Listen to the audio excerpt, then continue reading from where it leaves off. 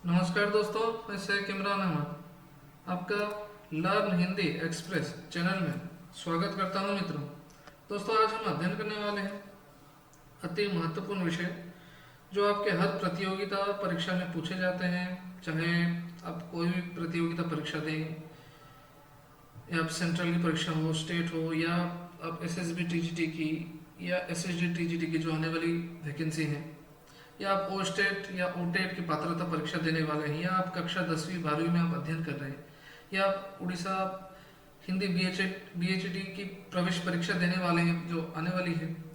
हर प्रतियोगिता परीक्षा में व्याकरण से संबंधित अति महत्वपूर्ण प्रश्न पूछे जाते हैं जो आपकी हर प्रतियोगिता परीक्षा में अति महत्वपूर्ण है। तो चलिए दोस्तों, आज की कक्षा हम शुरू करते हैं।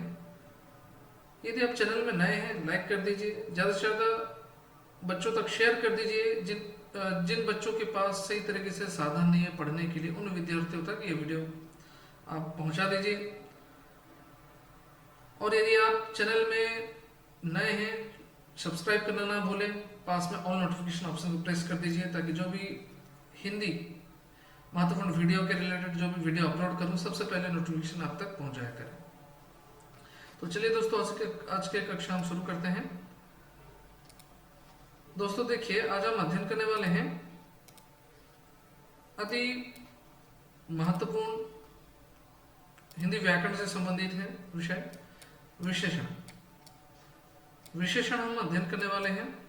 विशेषण से अति महत्वपूर्ण प्रश्नों को देखेंगे, किस तरह परीक्षा में प्रश्न पूछे जा सकते हैं। ठीक है, देखिए सर्वप्रथम पहला प्रश्न है, संज्ञेय सर्वनाम की विषयता बताने वाले शब्दों को क्या कहते हैं। देखिए सर्वप्रथम याद रखिए, विशेषण किसे कहते हैं। बताया गया संज्ञा या सर्वनाम की विषयता बताने वाले शब्दों को विशेषण कहते हैं। अर्थात संज्ञा अर्थात नाम वाले शब्द, सर्वनाम अर्थात जो संज्ञा के बदल में, नाम के बदल में वह ये हम तो मादृ शब्द का प्रयोग हो, उसे सर्वनाम कहते हैं।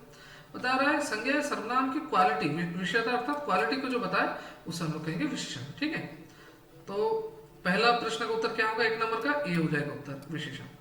ठीक है, आगे बढ़ते हैं हम। दूसरा प्रश्न देखिए, विशेषण के कितने मुख्य भेद होते हैं। पूछा गया है विशेषण के कितने मुख्य भेद होते हैं, 3, 4, 5 या 6। याद रखना है 4 मुख्य भेद है। एक एक याद रखना है हमें, एक एक चीजों को। गुणवाचक विशेषण प्रथम है, दूसरा है संख्यावाचक विशेषण, तीसरा है सार्वनामिक विशेषण, चौथा है परिमाणवाचक विशेषण। याद रखना है 4 विशेषण है। विशेषण के कितने मुख्य भेद है, तो 4 है, याद रखना है। आगे बढ़ते हैं हम। देखिए 3 नंबर का प्रश्न का उत्तर बताना है, जो विशेषण विशेष्य पद के पहले आते हैं उसे क्या कहते हैं। देखिए ये प्रश्न तो ज्यादा महत्वपूर्ण नहीं है, इस तरह प्रश्न पूछे नहीं जाते हैं। जो विशेषण विशेष्य पद के पहले आते हैं उसे क्या कहते हैं। ठीक है, विशेष्य विशेषण, विशेष्य विशेषण इसका उत्तर होगा। सामान्य विशेषण दी गई है लेकिन गलत होगा, विशेष्य विशेषण इसका उत्तर है, ये महत्वपूर्ण नहीं है। ठीक है, आगे बढ़ते हैं। जो विशेषण विशेष्य पद के बाद आता है उसे क्या कहते हैं, इसे विधेय विशेषण कहते हैं। ये भी उत्तर है 4 नंबर का, विधेय विशेषण। आगे बढ़ते हैं। जिससे संज्ञा का गुण, आकार, स्वभाव आदि का बोध होता है उसे क्या कहते हैं। 5 नंबर का उत्तर का 5 नंबर प्रश्न का उत्तर बताइए। 5 नंबर का होगा गुणवाचक विशेषण। क्या होगा, गुणवाचक विशेषण। क्योंकि गुणवाचक विशेषण क्या है, आकार, रंग, रूप, दशा, दिशा, नाटा, गोल, लंबा, ये आदि गुणों की विशेषता के बारे में बताया जाए तो उससे हम कहेंगे गुणवाचक विशेषण। ठीक है, आगे बढ़ते हैं। जिससे संज्ञा की संख्या का बोध होता है उसे क्या कहते हैं। जिससे संज्ञा की संख्या के बारे में बताया गया है, ध्यानपूर्वक प्रश्नों को पढ़िएगा। जिससे संज्ञा की संख्या का बोध होता है उसे क्या कहते हैं। 6 नंबर का उत्तर बताइए। 6 नंबर का होगा संख्यावाचक विशेषण। ठीक है, 6 नंबर का बी है। आगे बढ़ते हैं। जो विशेषण विशेष्य और क्रिया के बीच आता है उसे क्या कहते हैं। जो विशेषण विशेष्य और क्रिया के बीच आता है उसे क्या कहते हैं। 7 नंबर का उत्तर होगा, उसे विधेय विशेषण कहते हैं। उसे क्या होगा, विधेय विशेषण। आगे ये महत्वपूर्ण नहीं है, बस 7 नंबर का फिर भी याद रखिएगा। जिससे संज्ञा या सर्वनाम के परिमाण का बोध हो उसे क्या कहते हैं। जिससे संज्ञा या सर्वनाम के परिमाण का बोध हो उसे क्या कहते हैं। ये महत्वपूर्ण है, ये प्रश्न पूछे जा सकते हैं, याद रखिएगा। देखिए 8 नंबर का क्या होगा उत्तर इसका, 8 नंबर का सी होगा, 8 का सी, परिमाणवाचक विशेषण। परिमाणवाचक विशेषण क्या है, जो नापा या तोला जा सके, ठीक है, उसे परिमाणवाचक विशेषण कहेंगे। 9 नंबर का उत्तर बताइए, ध्यानपूर्वक पढ़िए प्रश्न को। जिसे दो या दो से अधिक वस्तुओं के गुण आदि के परस्पर मिलान होता है उसे क्या कहते हैं। 9 नंबर का उत्तर बताइएगा, जिससे दो या दो से अधिक वस्तुओं के गुण आदि के परस्पर मिलान होता है उसे क्या कहते हैं, तुलनात्मक विशेषण, उसे कहेंगे हम तुलनात्मक विशेषण। 9 नंबर का ए होगा उत्तर। आगे बढ़ते हैं हम 10 नंबर का प्रश्न को ध्यानपूर्वक पढ़िए। परिमाणवाचक विशेषण के कितने भेद होते हैं। परिमाणवाचक विशेषण के याद रखना है दो भेद है, क्या क्या है, निश्चित परिमाणवाचक विशेषण और अनिश्चित परिमाणवाचक विशेषण। निश्चित अर्थात जिसे हम गिन सकते हैं, अनिश्चित अर्थात हम जिसे गिन नहीं सकते, ठीक है। संख्यावाचक विशेषण के कितने भेद होते हैं, वही दो भेद हैं, ठीक है। उत्तर होगा दो, निश्चित संख्यावाचक विशेषण और अनिश्चित संख्यावाचक विशेषण। आगे बढ़ते हैं 12 नंबर का उत्तर बताइए। कौन सा विशेषण में मूलावस्था, उत्तरावस्था और उत्तमावस्था है। कौन सा विशेषण में मूलावस्था, उत्तरावस्था और उत्तमावस्था है। 12 नंबर का उत्तर बताइए। 12 नंबर का होगा तुलनात्मक विशेषण, 12 का सी होगा उत्तर, तुलनात्मक विशेषण। आगे बढ़ते हैं हम 13 नंबर का उत्तर बताइएगा। परिमाणवाचक विशेषण के कितने भेद होते हैं। परिमाणवाचक विशेषण के कितने भेद होते हैं। 13 नंबर का है दो भेद होते हैं, दो भेद होते हैं। आगे गुण सूचित करने वाला विशेषण, गुण सूचित करने वाला विशेषण अर्थात जो क्वालिटी के बारे में बताए, क्या हो जाएगा इसका उत्तर, भला, भला, ठीक है। 14 का डी होगा उत्तर। 15 नंबर का स्थान सूचित करने वाला विशेषण, स्थान सूचित करने वाला विशेषण क्या होगा उत्तर इसका, भारतीय, ठीक है, भारतीय। 15 का बी है उत्तर।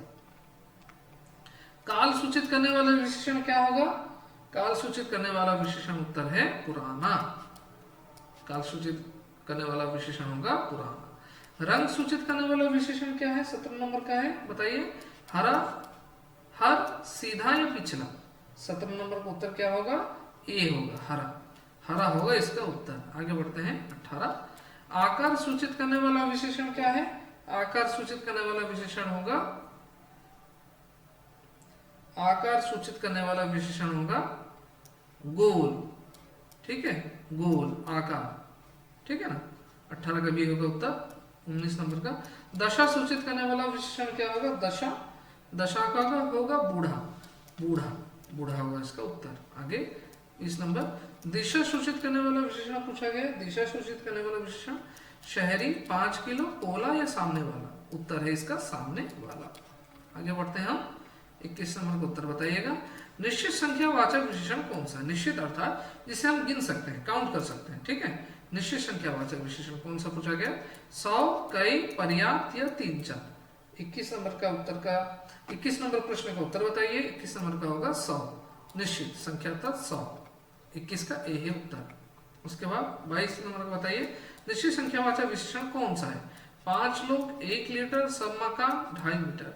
सब मकान होगा नहीं, 5 लोग होगा नहीं, 1 लीटर होगा नहीं। 1 लीटर ये आपका सबका हो गया, 5 लोग ये माफ करना, देखिए 1 लीटर, 2.5 मीटर, ये सब हो जाएगा क्या, परिमाणवाचक विशेषण। लेकिन ये जो 5 लोग हैं, 5 अर्थात काउंट करते हैं, ये निश्चित संख्यावाचक विशेषण होगा। 22 नंबर का ए है उत्तर, ठीक है। 22 नंबर का ए है उत्तर। आगे बढ़ते हैं 23 नंबर का बताना है आपको।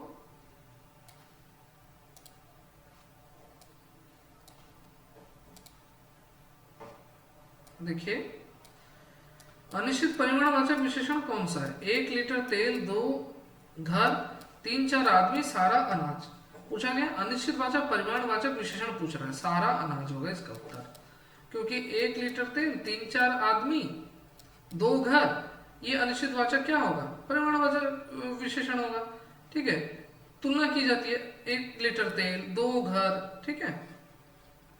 आगे बढ़ते हैं 24 नंबर का निश्चित परिमाणवाचक विशेषण कौन सा है, पूछा गया निश्चित परिमाणवाचक विशेषण कौन सा होगा, 2 सेर घी, 2 सेर घी।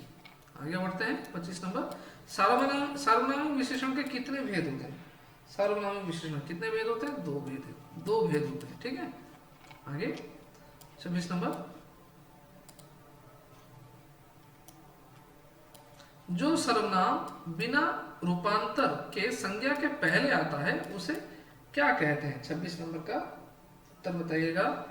मौलिक सार्वनामिक विशेषण, मौलिक सार्वनामिक विशेषण। ठीक है, आगे बढ़ते हैं। 27 नंबर का बताइए। जो सर्वनाम से प्रत्यय लगाने से बनते हैं उसे क्या कहते हैं? 27 नंबर का उत्तर क्या होगा इसका?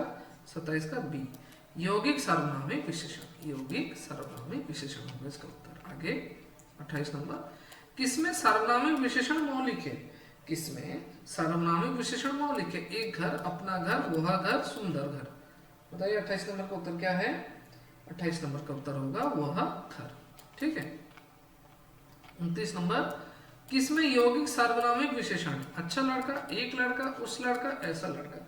29 नंबर का उत्तर क्या है? 29 का डी, ऐसा लड़का। आज का अंतिम प्रश्न है।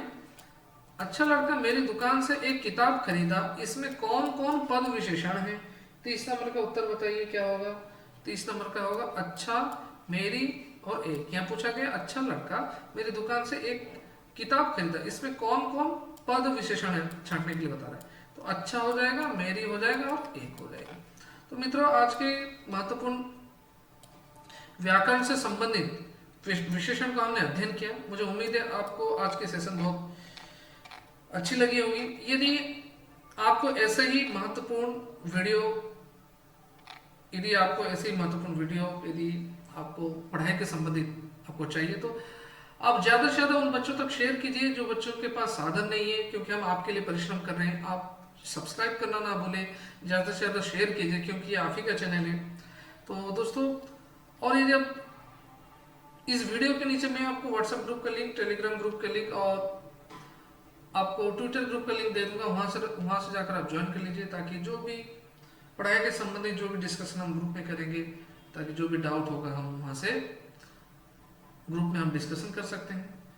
तो दोस्तों चलिए, आज की कक्षा को हम यहीं पे समाप्त करते हैं। फिर मिलते हैं अगले नए विषय के साथ। धन्यवाद। जय हिंद, जय भारत, वंदे मातरम, नमस्कार।